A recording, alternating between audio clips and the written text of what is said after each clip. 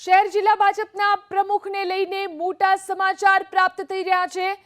શહેર અને જિલ્લા ભાજપના પ્રમુખને લઈને પ્રાપ્ત થઈ રહ્યા છે મોટા સમાચાર। આજે જાહેર થઈ શકે છે શહેર જિલ્લા ભાજપ પ્રમુખના નામ। તો બપોર બાદ શહેર અને જિલ્લા ભાજપના પ્રમુખના નામ જાહેર થઈ શકે છે। મોટા ભાગના શહેર જિલ્લા ભાજપના પ્રમુખના નામ લગભગ નક્કી માનવામાં આવી રહ્યા છે।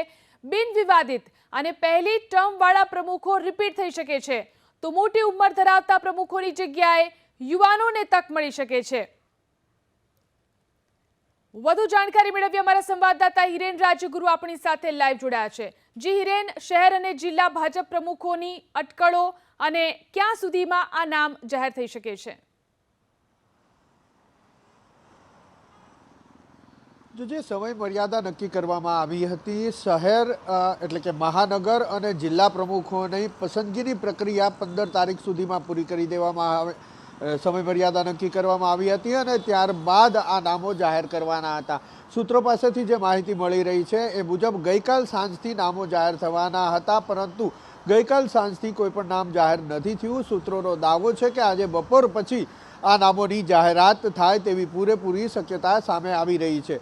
મોટાભાગના મહાનગર અને જિલ્લાના પ્રમુખોના નામ નક્કી પણ થઈ ચૂક્યા છે અને આજે બપોર બાદ તે યાદી જાહેર થાય તેવી પૂરી શક્યતા છે। યાદી અંગેની જે માહિતી સૂત્રો પાસેથી પ્રાપ્ત થઈ છે એ મુજબ 50% પ્રમુખો એવા છે કે જે બિનવિવાદિત છે અને જેમની પહેલી ટર્મ હતી તેમને ભારતીય જનતા પાર્ટી મહાનગર અને જિલ્લાના પ્રમુખ તરીકે યથાવત રાખી શકે છે, એટલે કે તેને રિપીટ કરી શકે છે। જે લોકો વિવાદમાં સપડાયા છે, જે લોકોની ઉંમર મોટી છે, તેની જગ્યાએ ભારતીય જનતા પાર્ટી આ વખતે સંગઠનની અંદર પણ યુવા ચહેરાને તક આપે તે પ્રકારેની માહિતી મળી રહી છે। મહત્વપૂર્ણ બાબત કે હવે નજીકના ભવિષ્યમાં એટલે કે 20 તારીખ પછીથી પ્રદેશ અધ્યક્ષ ગુજરાતના ભારતીય જનતા પાર્ટીના પસંદ કરવાની પ્રક્રિયા શરૂ થવાની છે, ત્યારે હવે આજ બપોર પછી આ યાદી જાહેર થવાની શરૂઆત થાય અને 2 થી 3 તબક્કાની અંદર ભારતીય જનતા પાર્ટીના ગુજરાતના મહાનગર અને જિલ્લાના એટલે કે ટોટલ 43 પ્રમુખો જે જાહેર થવાની વાત છે એ જાહેર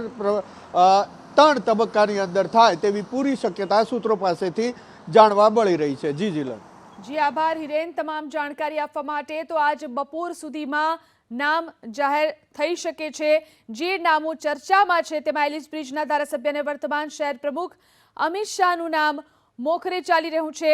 જે નામો ચર્ચાઈ રહ્યા છે, યુવા મોરચાના પૂર્વ અધ્યક્ષ ડોક્ટર ઋત્વિજ પટેલનું નામ પણ ચર્ચામાં ચાલી રહ્યું છે।